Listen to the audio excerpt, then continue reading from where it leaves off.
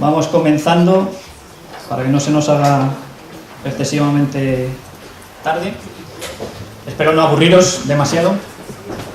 Primero de todo, pues me gustaría agradecer a la organización que me hayan invitado a participar en este evento y a compartir este ratito con todos vosotros. En esta hora, pues me gustaría compartir mi experiencia en esto del Big Data para utilizarlo de tal forma que nos sirva para enriquecer la información a través del análisis de los datos para mejorar la toma de decisiones y más en concreto pues en el sector turístico. Primero de todo me presento. Yo soy Roberto González, así es como me ve mi hijo, que justamente ayer cumplía 6 años. Soy ingeniero de telecomunicación, trabajo como especialista tecnológico en el equipo de innovación en Telefónica I+D, y entre otras labores pues he estado realizando una actividad de Data Scientist dentro del equipo. En I+D, a día de hoy, estamos enfocados en 3 grandes bloques. Uno es la identidad y la privacidad. Queremos favorecer la transparencia y la privacidad online. Otro es el Internet de las cosas. Aquí hemos realizado y hemos desarrollado una plataforma que se está perfilando como el estándar para las soluciones basadas en esto del Internet de las cosas, que se llama Figuare. Y por último, el ámbito en el que yo he estado más trabajando y tal, es este de entender e intentar predecir el comportamiento de los usuarios. Esto puede parecer un poco ciencia ficción, ¿no? Esto de intentar predecir el comportamiento. Pero dejadme que os explique. Un sistema, como tal, si lo intentamos definir de una forma básica, está compuesto pues de 3 grandes bloques. Uno son las entradas, otro que son las salidas, y entre medias hay como una caja negra que podemos denominar un algoritmo, un procesado, que se encarga de transformar esas entradas en esas salidas. Más o menos fácil, ¿no? Vamos a ver un ejemplo. Si yo al cuerpo humano lo atiborro de comida basura, pues lo más seguro o lo predecible es que el cuerpo humano engorde, ¿no? Salvo honrosas excepciones entre las que me encuentro. Y me puedo poner fino, me giro y no me veis. Pero es más, si al cuerpo humano yo me tiro al sol durante un montón de tiempo, pues lo más posible es que termine quemándome, incluso puede llegar a un cáncer de piel. Bien, más fácil así, ¿no? Para esto, lo que necesitamos, o la clave de todo esto, es conseguir diseñar ese sistema o ese procesado, ese algoritmo intermedio, que transforme esas entradas en esas salidas, lo más finamente posible, ¿no? Y para eso, lo que necesitamos son datos, que es lo que nos trae aquí, ¿no? Pues si yo tuviera una muestra, una pequeña muestra, podría intentar diseñar una especie de algoritmo que me generara una salida, en este caso de color negro, que estaría, pues, se parecería más o menos a la salida real que obtendríamos del sistema, ¿no? En la medida en la que yo voy teniendo cada vez más datos, puedo ir afinando ese algoritmo para que esa salida se parezca cada vez más a la salida esperada. Bien, esto para nosotros es muy interesante, porque definiendo esos algoritmos podremos llegar a predecir ese comportamiento del usuario, ¿no? Pero me diréis, aquí hemos venido a hablar de Big Data, y yo cuando hablo de Big Data, pues hay como 2 sensaciones que veo en la gente, ¿no? Por un lado, miedo. ¿Qué es esto del Big Data? ¿esto lo voy a saber hacer yo? ¿Esto cuánto me va a costar? Y luego expectación, con esto se puede hacer un montón de cosas, ¿no? ¿Qué podemos hacer con todo esto? Madre mía. Y es que, en realidad, una vez escuché, si me permitís el atrevimiento, que esto del Big Data es como el sexo en la adolescencia. Que todo el mundo ha oído o habla de ello. Nadie sabe exactamente cómo se hace. Todos se piensan que el de al lado ya lo está haciendo, así que todos dicen que lo están haciendo. Y es curioso porque esto últimamente pues se está poniendo como muy de moda, ¿no? Oh, Big Data, venga todos, vamos para allá. Al Big Data, esto del Big Data, cómo mola. Y esto, la base en sí es gestionar en base a datos, ¿no? Pero vamos, esto no es nada nuevo, no lo hemos inventado nosotros. Esto es algo que se lleva haciendo desde hace mucho tiempo, esto de gestionar en base a datos. Pues hay empresas que ya lo llevan haciendo, pues el Carrefour, el Corte Inglés o los bancos posiblemente sepan más de nosotros que nosotros mismos. Esto no es nuevo. Pero lo que sí que es nuevo es incorporar todo ese universo digital de datos que se está generando e intentar incorporarlo y enriquecer nuestra información para mejorar esa toma de decisiones. Cuando se habla del Big Data, y aquí voy a entrar un poco, me voy a convertir en Carl Sagan, como comentaba antes, cuando se habla de Big Data es indispensable pues, hablar de las V's de Big Data, ¿no? Y una de ellas es el volumen. Me gustaría que hiciéramos todos este viaje para intentar comprender esa supermagnitud de la que estábamos hablando antes, ¿no? Allá en el 2010 se estimaba que se habían generado 1,2 zettabytes de información. Un zettabyte de información, para que os hagáis una idea, es 1 billón de los españoles de gigabytes. O sea, 1 billón de millones de gigabytes. En el 2010.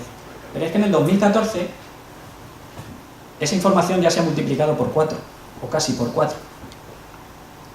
Y lo que es peor, para el 2020 se estima que se multiplique por 10 la información del año pasado.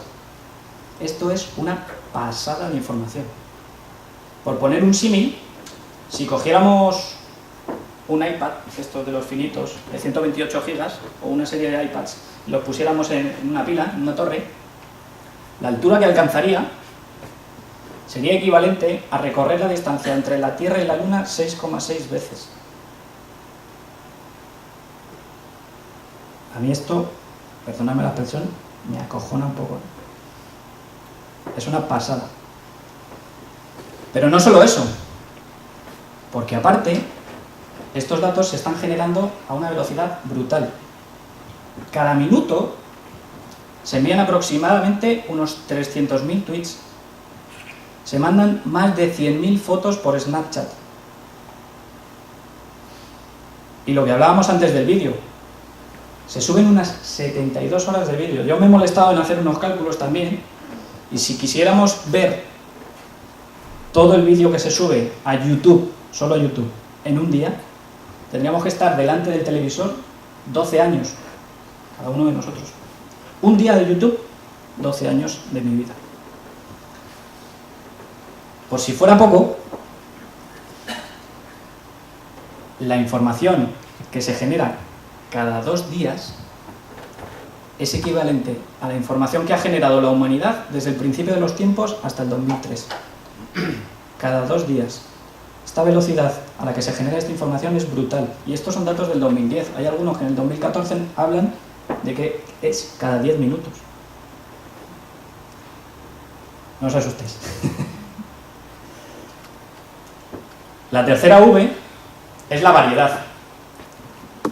El 20% de los datos que existen actualmente es lo que denominamos datos estructurados.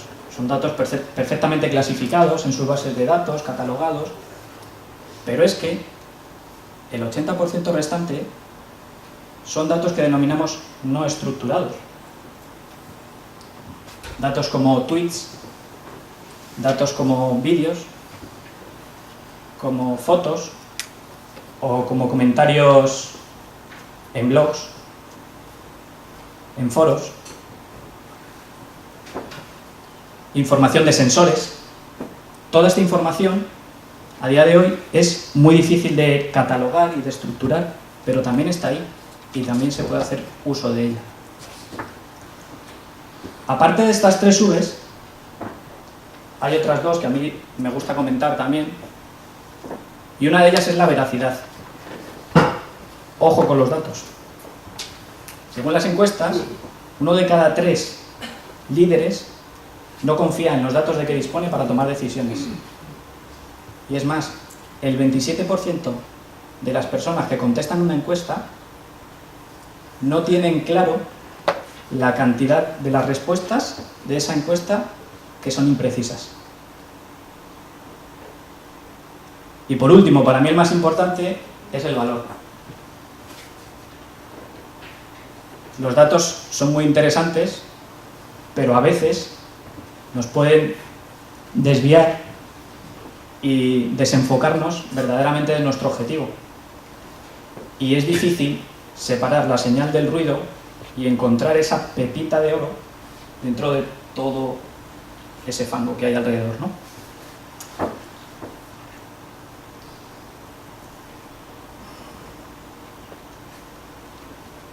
Todo esto de los datos y aplicados al sector del turismo, pues es debido a que el sector del turismo en los últimos años ha sufrido una gran revolución. No estaréis de acuerdo conmigo, ¿no? Desde nuestro punto de vista, principalmente por 2 factores principales. Uno, la aparición de Internet. A día de hoy ya no solo el acceso a contenidos, a recomendaciones, a opiniones de otros viajeros sobre la zona que me gustaría visitar, sino que además Internet ya cubre todas las fases, como comentaba antes Antonio, ¿no? Cubre todas las fases de lo que es el desarrollo de un viaje, de lo que es la selección y la organización del viaje, el disfrute del viaje, el durante, incluso el después, a la hora de compartir, de comentar con los amigos, de pues he estado aquí, he estado allá. Pero aparte de Internet, hay otro que todavía está revolucionando más todo esto, que son los móviles. Los móviles están sirviendo como un canal de comunicación, ya no solo a través de las aplicaciones, de los smartphones, desde las empresas al visitante, ¿no? Al usuario final, sino que también están sirviendo de un canal de retorno que también podemos aprovechar. Es un canal de retorno a través del cual pues, nos dan sus opiniones, sus sugerencias, su feedback, que es una información muy valiosa que podemos utilizar. Pero todavía van un poquito más allá. Y es que los móviles se están convirtiendo en un hub de sensores. A día de hoy, casi todos tenemos un smartphone y todos pues vienen integrados desde con sensores ya que estamos más acostumbrados a tenerlos ahí, como puede ser un micrófono o una cámara de vídeo o un GPS, a unos así ya más novedosos que están empezando a salir ahora, como puede ser un pulsómetro. No sé si habéis visto hace poco también que ahora los móviles se están convirtiendo en relojes y también capturan ese tipo de información. En fin, esto lo que nos da son muchos datos. Y antes de continuar, me gustaría haceros 2 preguntas, que os veo así que estáis un poco callados. Una fácil y una difícil. Venga, Antonio. Es para todos. La fácil. ¿Cuántos de vosotros tenéis móvil? Levantadme la mano, por favor. Es fácil, ¿no? Ahora la difícil. ¿Cuántos de vosotros no tenéis móvil?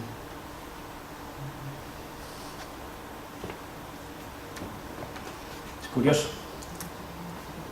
Una más. ¿Cuántos de vosotros dormís con el móvil en la mesilla? También es interesante. Según las estadísticas, más del 90% de los usuarios móviles están a menos de 1 metro de distancia de él todo el tiempo. Las 24 horas del día, los 7 días de la semana. Y esto para nosotros, como Telefónica, pues es muy interesante. Porque, dejadme que os enseñe otra cosita. Esto es un mapa de Voronoi, de la estimación de las coberturas de las antenas desplegadas en la red de Movistar. Si os fijáis, hay puntos que son un poco más blanquecinos, porque la densidad de antenas es mayor, que se corresponde pues, principalmente a las grandes ciudades. Actualmente hay desplegadas aproximadamente unas 144.000 antenas en la red de Movistar. Y estas antenas generan un montón de eventos. Porque una característica básica que tienen todos los terminales es que sirven para llamar. Es obvio, ¿no? Cada vez que alguien realiza una llamada o manda un mensaje de texto, se genera un evento que nosotros llamamos evento activo, porque necesita de la intervención del usuario para que se genere, en el que se almacena en qué antena se ha generado ese evento y a qué hora se ha generado. Pero también existen una serie de eventos que nosotros denominamos eventos pasivos, que los genera el propio terminal por el mero hecho de estar encendido. Como puede ser cuando me cambio de una antena a otra, o cuando pierdo la cobertura y la vuelvo a recuperar, o simplemente porque llevo un tiempo sin estar activo, por así decirlo, sin hacer una llamada o mandar un mensaje, y el propio móvil envía una señal a la red diciendo: hey, todavía sigo vivo, estoy aquí por si me tienes que encaminar una llamada. En España se generan 800 millones de eventos de usuarios de Movistar. Aquí ya entramos a hablar del Big Data. Y es más, se generan 200 millones de eventos diarios de visitantes extranjeros que se conectan a la red de Movistar. Bueno, me diréis, hemos pasado de Carl Sagan al Gran Hermano, ¿no? Como comentaba antes Octavio. Porque esto puede asustar un poco, ¿no? Estad tranquilos. De verdad.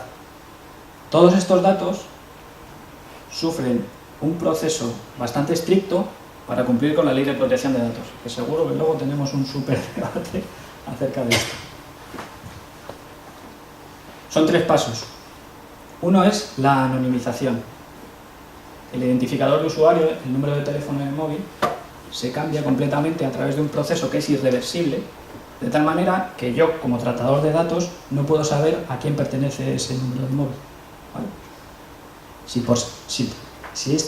esto fuera poco, hay otro proceso que es la agregación. No se trabajan con datos de usuarios individuales, sino que estos datos se agregan y si la muestra en una zona no alcanza un número de datos X, se desecha. Y por último se extrapolan. ¿Esto para qué es? Esto lo que hace es imposible que se detecte unívocamente a un usuario. Imposible. Los datos que se utilizan con fines estadísticos. Me diré, muy bien. Un montón de datos. Pero ¿qué hacemos con estos datos? ¿Qué podemos hacer con estos datos? Pues dejadme que os muestre un ejemplo de un vídeo, de un análisis que estuvimos haciendo de los cruceristas que llegaban a Barcelona en un día en concreto. Llegaban al puerto, ahora lo veréis, se encenderán los barcos, los barquitos que aparecen pues cambian de color. Cuando un barco llega pues se pone en verde y cuando se va se pone en rojo y cuando está en el puerto pues se quedará en blanco, ¿no?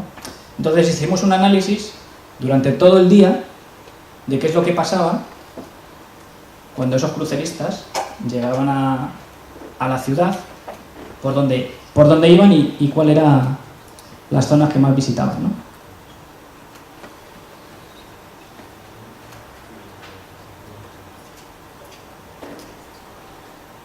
Tenemos un problema técnico aquí.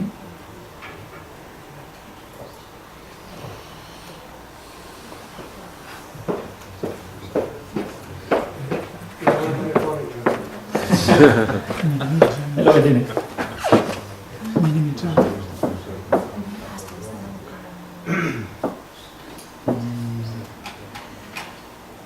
Estaba cargando, no sé. Me dio unos problemas. No sé, ¿no? ¿Puedo pinchar en algo así, no? Sí.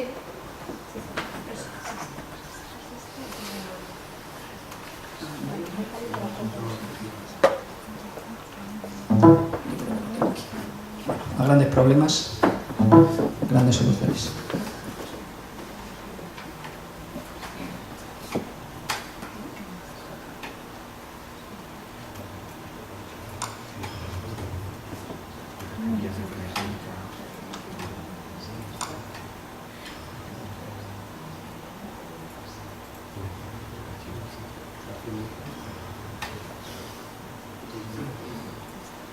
Bueno, lo que os comentaba. A ver si carga.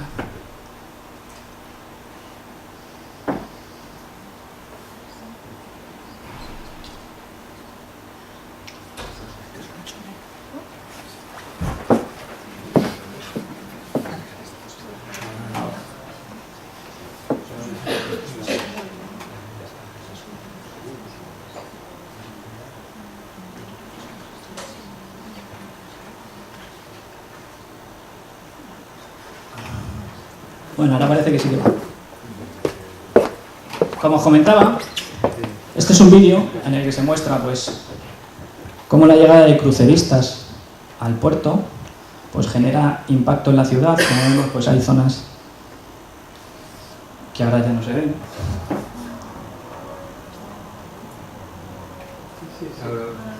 Sí, no sé si continuará viéndose.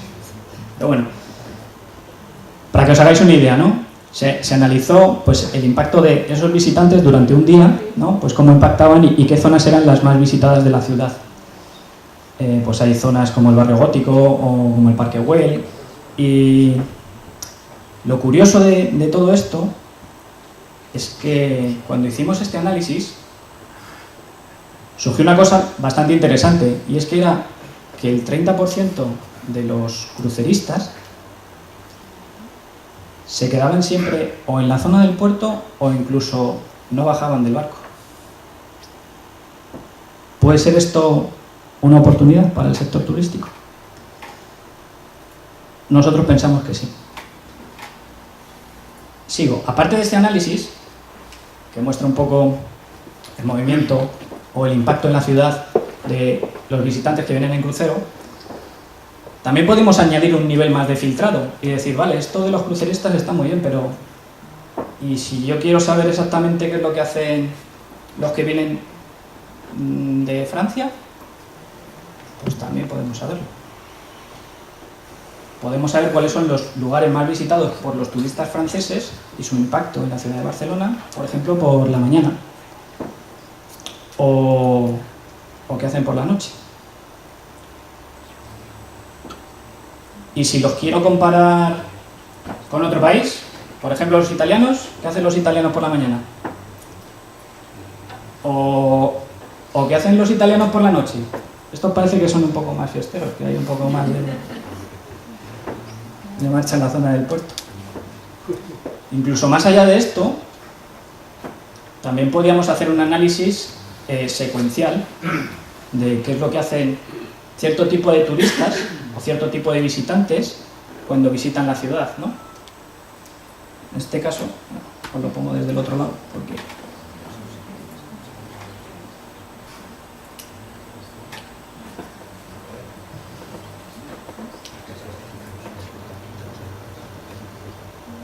en este caso es un análisis de qué hacen los visitantes rusos cuando llegan a Barcelona, ¿no? Durante un periodo de tiempo de 2 semanas, ¿no? Es una media. Como os fijáis, a partir de las 7 o las 8 de la mañana, pues empiezan como a despertar, también en la zona de Barcelona o en la costa del Maresme, ¿vale? Pero también se ven, pues, cuáles son las zonas más interesantes o más visitadas y tal, y se ven unos puntos aquí, la zona que está como fuera de la ciudad, ¿no? Esto es como un zoom out, eso es un zoom in, y se ve como cierta actividad como fuera de la zona de la ciudad. Esta actividad, pues, si miramos un poco más en detalle, se corresponde con la zona de Montserrat, y al parecer es que pues, los turistas rusos tienen bastante devoción por las vírgenes negras, y como en Montserrat pues hay una, pues era interesante. Lo curioso también de este ejemplo es que los turistas rusos pues llegaban, iban a Montserrat, visitaban Montserrat y se marchaban de allí y volvían a Barcelona. Apenas generaban actividad alrededor de la zona.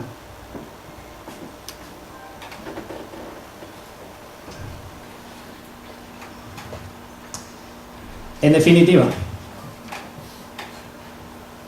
¿qué es lo que nos permite todo esto? Medir.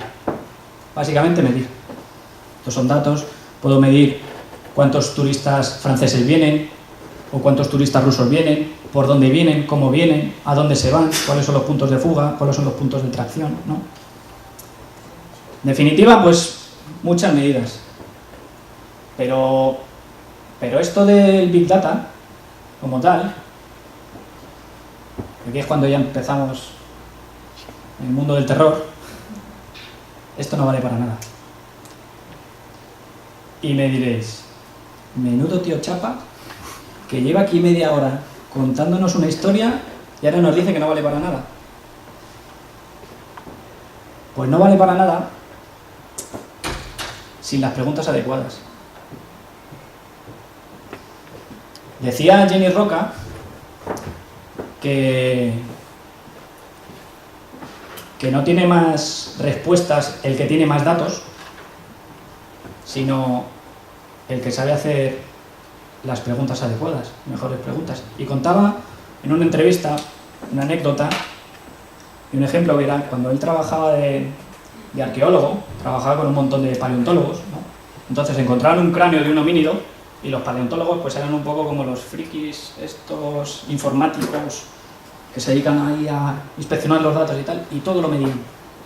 Cogían cada una de las piezas, medían el espesor, longitud, el tamaño, todo perfectamente y tal, lo catalogaban todo, lo escribían todo, ta.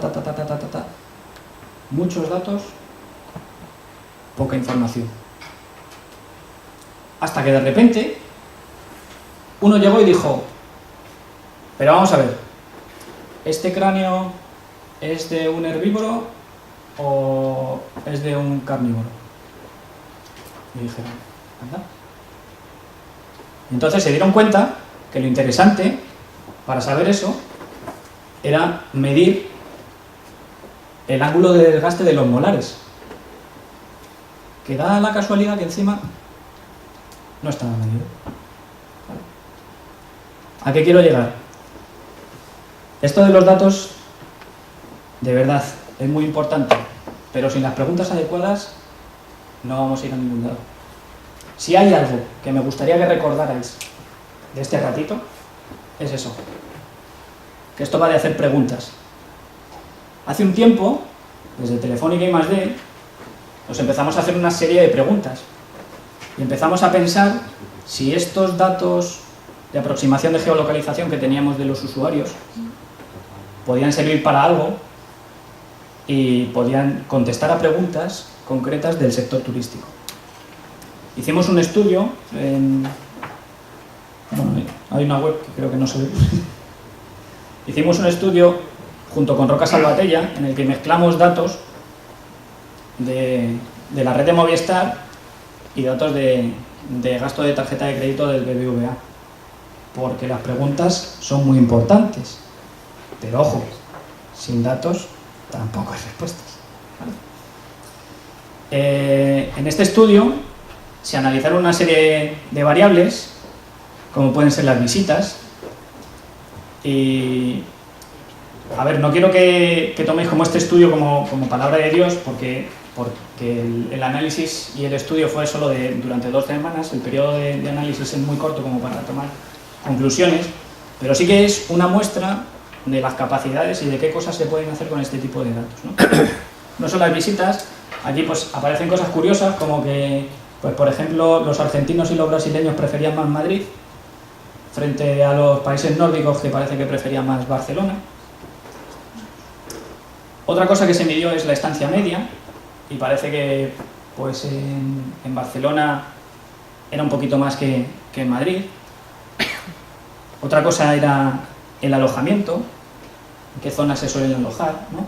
Entonces aquí se aprecian cosas interesantes también, como que, por ejemplo, pues la mayoría de los visitantes que llegan a Madrid se quedan en la zona centro, mientras que los visitantes que vienen a Barcelona, pues hay como un empate más o menos entre las 3-4 primeras, pero es que entre las 4 primeras está Barcelona provincia, no solo Barcelona capital, no solo distritos de la zona capital, sino que también están los alrededores. Otra de las cosas que se analizó fue el gasto medio por país y aquí pues se puede ver cómo los singapurenses eran los que más gastaban durante todo el periodo, pero se analizó también el gasto medio diario. Y aquí podemos ver que en este caso pues eran los chinos los que más gastaban al día. Y se pueden apreciar también diferencias entre Madrid y Barcelona. Por ejemplo, como que los singapurenses prefieren gastar más o gastan más en Madrid, mientras que los países de los Emiratos Árabes o por ejemplo la India, pues gasta más en la zona de Barcelona. Aparte de esto, también se analizó el gasto medio por alojamiento y ese análisis nos permitió hacer una serie de recomendaciones para el sector hotelero, ¿no? Como acciones de captación o en qué idiomas debería promocionarme o qué idiomas debería hablar mi hotel, o el tiempo de la estancia a la hora de diseñar paquetes de viajes, tener en cuenta el tiempo de estancia media para ajustar más esos paquetes, o qué impacto tiene esto en el personal del hotel. Pero como os decía, esto va a hacer preguntas. Hablando con distintos actores y distintos clientes que estaban interesados en esto del Big Data, pues surgen algunas preguntas, ¿no? que me gustaría compartir. Pues, por ejemplo, a algunos les interesa cuántos visitantes están cruzando la frontera por TUI. O, por ejemplo, una cosa muy curiosa es, ¿hay suficientes visitantes en esta zona en concreto que justifiquen que yo dé permiso para que esa zona comercial abra los domingos con el sobrecoste que eso conlleva? ¿O debería traducir mi menú al ruso? ¿O debo incluir más productos árabes en el menú? Hablando con uno de los clientes, pues surgía en un diálogo con ellos, ¿no? Porque muchas veces tenemos la sensación de que esto del Big Data, pues venga, vamos a usarlo ya, ¿no? Pero ¿para qué? ¿Cuáles son las preguntas que quieres responder con esto? Porque la tecnología está, más o menos, puede ser más difícil implementar, menos difícil, pero está. Lo que es difícil es encontrar esas preguntas que quieres responder. Hablando con uno de ellos, les enseñábamos un poco pues estas capacidades, algún mapa de calor, esta pirotecnia que llamamos. Y nos decía, ¡jo, qué interesante esto!, ¿no? Yo puedo saber qué tipo de turistas o qué tipo de visitantes viene a mi zona, a mi negocio, y por dónde vienen. Esto me parece súper interesante, sobre todo vienen en grupos, no vienen en grupos, hacia dónde se van, qué hacen después cuando no están en mi zona comercial. Era como súper interesante, ¿no? Pero hablando con ellos le dijimos, sí, esto de pues los visitantes que llegan a tu zona y tal puede ser muy interesante, pero ¿no te interesaría más, por ejemplo, qué es lo que hacen los que no vienen a tu zona? Bueno, ya se les abrieron los ojos y dijeron, pues sí, esto puede ser más interesante, y es información de la que yo no dispongo. ¿Qué está pasando alrededor? ¿Qué están haciendo esos visitantes que no vienen, visitan otras zonas comerciales?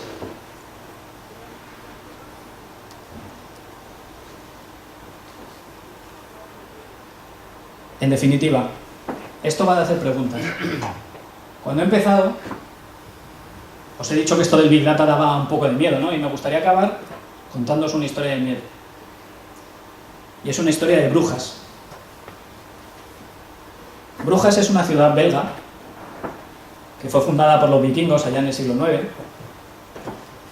y aproximadamente en el siglo XII, por el año 1134, creo recordar, pues hubo una gran tormenta. Y esa gran tormenta permitió abrir un canal de comunicación entre la ciudad y el Mar del Norte. Esto hizo que la ciudad, durante unos siglos, pues creciera mucho a nivel económico y financiero y se hiciera un gran centro muy competitivo a nivel comercial. Con el paso de los años, hubo numerosas guerras para hacerse con el poder y terminaron descuidando lo más importante que tenían, que era ese canal de comunicación. Poco a poco, los sedimentos pues fueron cerrando ese canal hasta que en el siglo XVI lo hizo impracticable. Y entonces la ciudad sufrió un severo revés. Esto del Big Data está compuesto por 4 grandes fases principales. Una es la generación de contenidos, otra es el almacenamiento de esos contenidos, otra es el procesamiento y el análisis de esos contenidos, y la última es la extracción, la compartición y la colaboración de esa información. Me gustaría acabar con un consejo. No seáis como Brujas, no permitáis que vuestros canales de comunicación se cierren y estad dispuestos a colaborar. Y nada más, muchas gracias.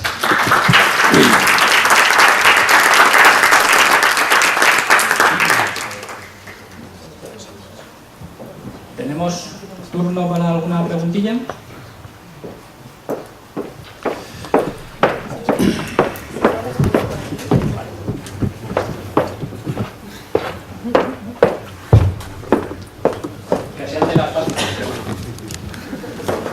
Hola, buenas, Roberto. Hola. A ver, a mí me ha interesado mucho tu exposición porque estaba buscando maneras de cómo conseguir esos datos. A mí me interesa averiguar la trazabilidad de los turistas en un territorio y veo que esta sería una buena manera. Solamente hay que pensar bien cómo segmentar para utilizar los usuarios correctos y que no hagan desviar los datos. Mi pregunta es, ¿la señal esta que has comentado que hacen con antena es suficientemente frecuente como para poder averiguar su trazabilidad? ¿Solo esa? No, hay más, pero bueno, ¿quieres que las haga todas de golpe? Bueno, pues si quieres te contesto a esta, sí. O sea, el uso que se hace del teléfono móvil es brutal. De hecho, para que te hagas una idea, todos estos eventos que se generan se tienen que hacer un preprocesado, porque posiblemente una persona en una zona esté generando varios eventos y no se ha movido del mismo sitio, ¿no? Entonces, cada vez que tú te cambias de antena, generas un evento de por sí. Ya tienes esa trazabilidad. Si encima haces una llamada, mandas un mensaje o cualquier otra cosa, pues se generan esos eventos también. Vale, entonces... Otra cosa es a nivel de perfilado, ¿no? Sí, vosotros lo que agregáis son los eventos. No se puede mirar solo a nivel de usuario bueno, porque a lo mejor si una persona está generando muchos eventos, en un sitio determinado puede parecer que hay muchas personas, ¿no? No. Se distingue por usuario. Los identificadores son únicos. Vale. Lo que pasa es que esa información yo no te la puedo dar. No, es que no... Porque, no sé, ¿recordáis? Me interesa también la parte de anonimización, agregación y extrapolación, ¿no? Hay una fase de agregación. Yo te tengo que dar datos agregados. No, vamos, ni siquiera nosotros. Si vieras las trabas legales que hemos tenido nosotros dentro de la compañía para poder hacer uso de esos datos para este estudio, porque esto es muy peliagudo. Hay que tener mucho cuidado con esto. Y a nivel de tiempo, ¿se puede mirar cuánto tiempo se pasa a nivel agregado, claro, el usuario en cada zona? Sí. Vale, pues eso es todo. ¿El usuario o el grupo de usuarios? O el grupo de usuarios. Eso es todo, gracias. Sí, de hecho, se calculaban estancias medias. Luego te pido la tarjeta.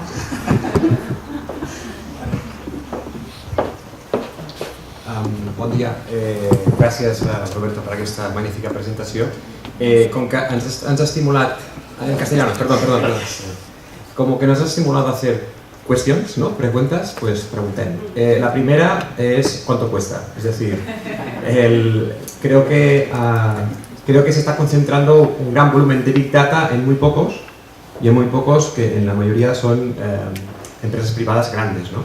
Con lo que seguramente desde pequeños destinos turísticos, desde pequeños municipios es muy difícil poder llegar o poder obtener esta información, o sea, pues que sea un convenio, como ha sido el Ayuntamiento de Barcelona en este caso con el proyecto de Telefónica con BBVA. Desde aquí la gran pregunta es, bueno, ¿cómo podemos acceder a esta información y lo que puede costar? Y en relación a lo que preguntaba Isabel, iría un poco más allá. El tema de la recogida de datos que tenéis vosotros de Telefónica es a partir de las antenas, no desde la terminal, ¿correcto? No desde el teléfono. No desde el teléfono, es desde la antena. Entonces, hay muchas zonas que estamos intentando estudiar también que no son zonas densamente pobladas, como son zonas de turismo rural, por ejemplo. En la casa de la provincia de Tarragona es evidente, también donde yo trabajo, que es la provincia de Barcelona, en la zona hacia el interior y hacia la montaña, la densidad de antenas allí es mucho menor. Por tanto, sobre todo en temas de georreferenciación, los datos de la fiabilidad de los resultados que sacáis vosotros son iguales que en zonas metropolitanas, o realmente el detalle de información que podemos obtener de movilidad turística en zonas de interior es mucho menor que en zonas densamente pobladas. Bien, el precio. Como os he comentado al principio de la presentación, yo soy un data scientist, yo no soy un comercial. Entonces, a nivel de precio, lo que sí que te puedo decir, yo sí que he estado en entrevistas con clientes, es que depende mucho de lo que estés buscando. O sea, depende mucho de cuántos meses quieres analizar. Si es solo un mes o son un año entero. Es un volumen de datos completamente distintos. ¿Qué tipo de variables o de indicadores necesitas? ¿Necesitas saber la estancia media o necesitas saber qué porcentaje o qué distribución de porcentajes hay por nacionalidades? En función de cada una de esas variables, el precio varía, ¿vale? De todas formas, si quieres, yo luego te doy una tarjeta y te puedo poner en contacto con algunos de los comerciales que seguramente te puedan afinar más esta pregunta. Respecto al tema de la georreferenciación o la geolocalización, nosotros no tenemos una precisión de GPS. Eso es importante remarcarlo. Nosotros tenemos una precisión pues, a nivel de antena, y con diversos algoritmos y procesados, pues hay en algunas zonas que a lo mejor podemos llegar a una cuadrícula de 100% o de 50 por 50, ¿vale? Depende de, pues, es que tampoco os quiero aburrir con esto, depende de la orografía y de, pues si hay un estanque, posiblemente no haya un tío con un móvil en el estanque, ¿vale? Entonces, hay varios procesados que se realizan para intentar afinar más, ¿vale? Pero nosotros no tenemos una precisión de GPS. Aparte del GPS, bueno, antes lo comentábamos con algunos cuando estábamos ahí tomando un café. El problema que tiene el GPS son dos, principalmente. Uno, la batería, que funde la batería de los móviles. Y dos, que necesitas que el usuario lo active. Es curioso porque hay muchas aplicaciones y posiblemente muchos de nosotros tengamos algunas aplicaciones activadas que te activan esa trazabilidad del GPS, y hay aplicaciones que están usando esa trazabilidad ya no solo para saber cómo está el tráfico, sino también para otro tipo de cosas, ¿no? Pero nosotros, como te digo, no tenemos una precisión de GPS. Entonces, por un lado estaba el problema de la batería y por otro lado que necesitas que el usuario se descargue tu aplicación, que yo creo que es el problema que también tiene Antonio, ¿no?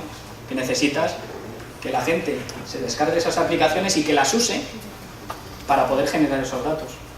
Nosotros, por el mero hecho de estar comunicados, esos datos ya los tenemos. Aunque también depende mucho, es que muchas veces queremos hilar muy fino. Y hay ciertas preguntas que yo no necesito saber exactamente si estoy aquí o estoy en la zona de los cafés. Tan solo necesito saber si estoy en la facultad. Eso sí.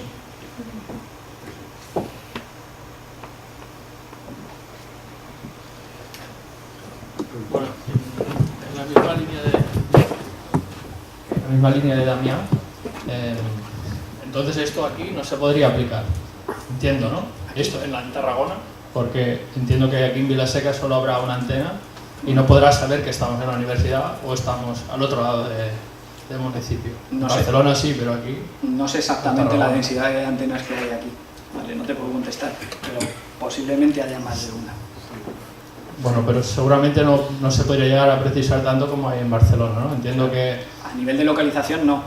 A nivel de localización no. Lo que pasa es que esto, fíjate que tiene sus inconvenientes, pero también tiene sus ventajas. Por ejemplo, muchas de las decisiones que se toman en el sector turístico están basadas en encuestas. En encuestas que se hacen pues desde el Instituto de Estadística del Turismo o desde el INE. Y el nivel de granularidad que tienen esas encuestas muchas veces pueden dar respuestas a datos más, a datos más macro, pero cuando llegas a un nivel más micro de un ayuntamiento, pues no hay suficientes, no hay una muestra suficiente como para tomar ciertas decisiones en base a esa muestra, porque no es representativa. En este caso, la cantidad de información que se recoge es bastante mayor.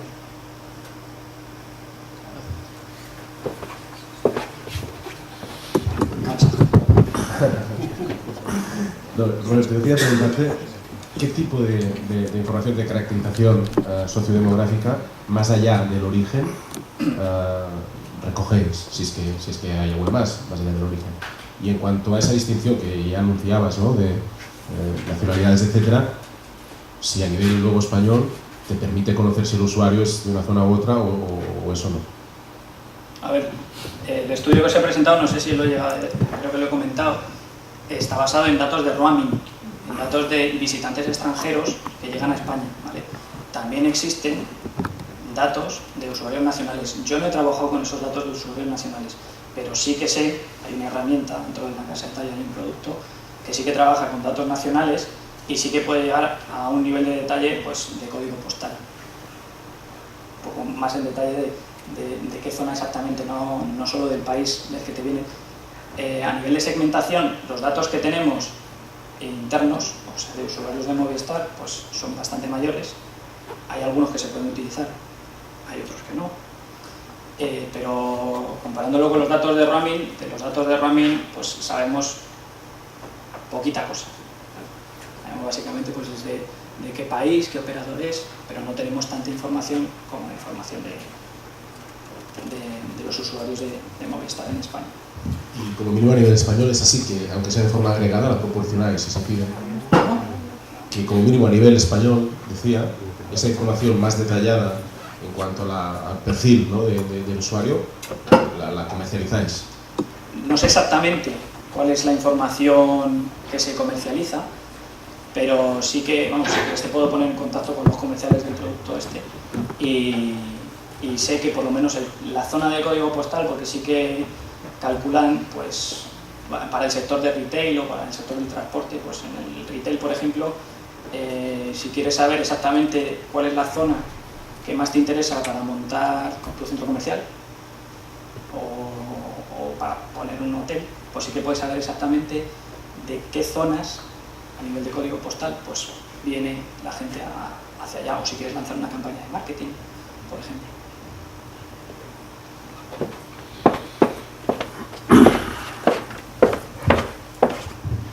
¿Alguna pregunta más?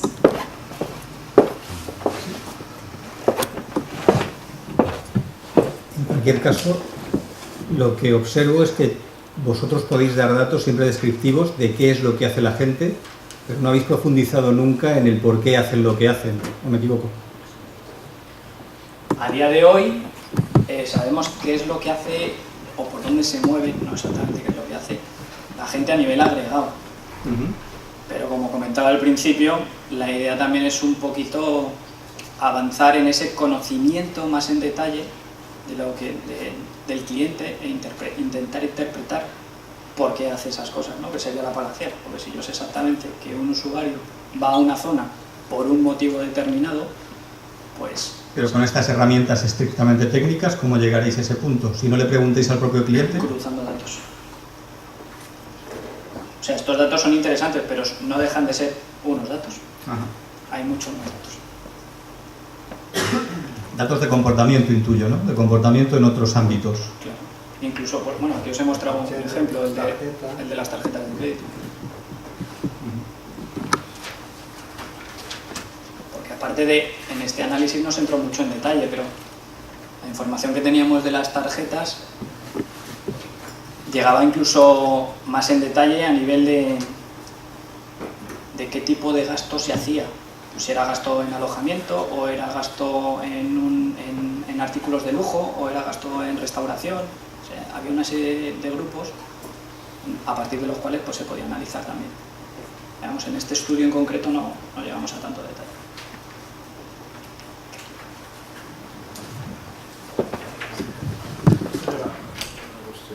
Esto último que has dicho.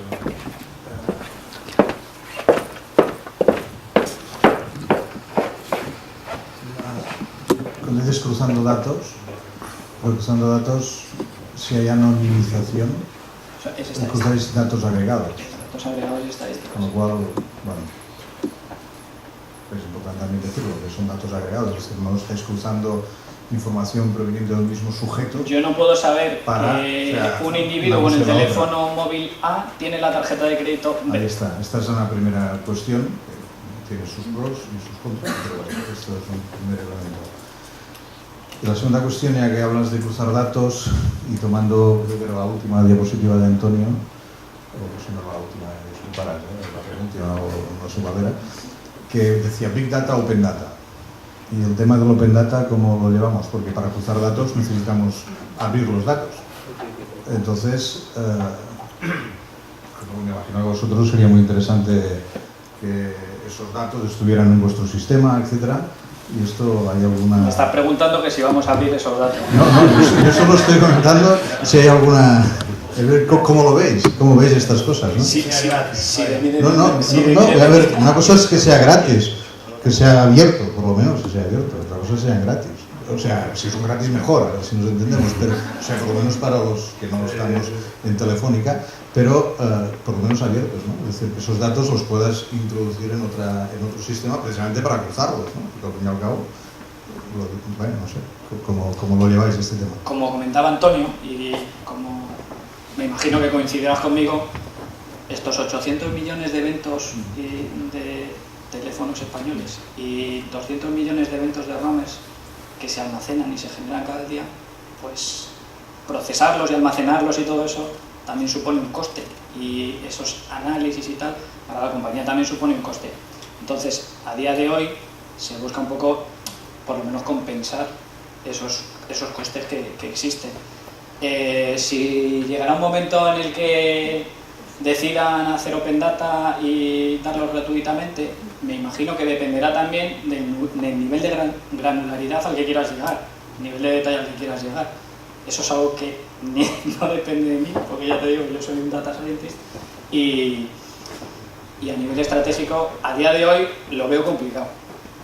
Eso es una opinión personal. A día de hoy lo veo complicado.